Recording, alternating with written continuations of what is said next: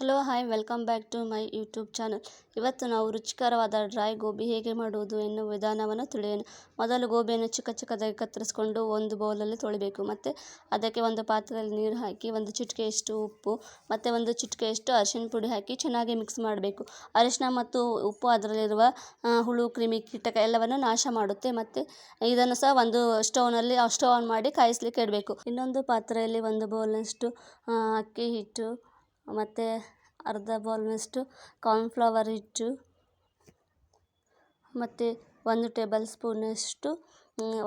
Table ಸ್ಪೂನಷ್ಟು chilli powder, ರುಚಿಗೆ ತಕ್ಕಷ್ಟು ಚಿಲ್ಲಿ ಪೌಡ್ರ್ ಮತ್ತು 1 ಟೇಬಲ್ ಸ್ಪೂನಷ್ಟು pepper powder, 1 table garam masala, ಅರ್ಧ ಟೇಬಲ್ ಸ್ಪೂನಷ್ಟು ಮಸಾಲ ಮತ್ತು ಜೀರಿಗೆ, ಅರ್ಧ ಟೇಬಲ್ ಸ್ಪೂನಷ್ಟು ಜೀರಿಗೆ ಎಲ್ಲವನ್ನು ಸಹ ಮಿಕ್ಸ್ ಶುಂಠಿ ಬೆಳ್ಳುಳ್ಳಿ ಪೇಸ್ಟ್ ಎಲ್ಲವನ್ನು ಆ್ಯಡ್ ಮಾಡಿ ಚೆನ್ನಾಗಿ ನೀರು ಹಾಕಿ ಮಿಕ್ಸ್ ಮಾಡ್ಕೋಬೇಕು.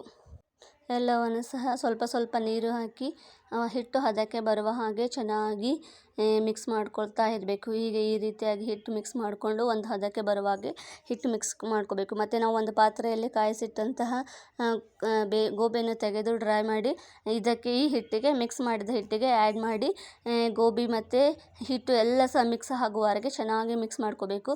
ಮತ್ತು ಒಂದು ಪಾತ್ರೆಯಲ್ಲಿ ಎಣ್ಣೆ ಕಾಯಲಿಕ್ಕೆ ಇಟ್ಟು ಈ ಗೋಬಿಯನ್ನೆಲ್ಲ ಇದರಲ್ಲಿ ಒಂದೊಂದಾಗಿ ಚೆನ್ನಾಗಿ ಫ್ರೈ ಆಗೋಗೆ ಹಾಕಿ ಚೆನ್ನಾಗಿ ಕರಿಬೇಕು.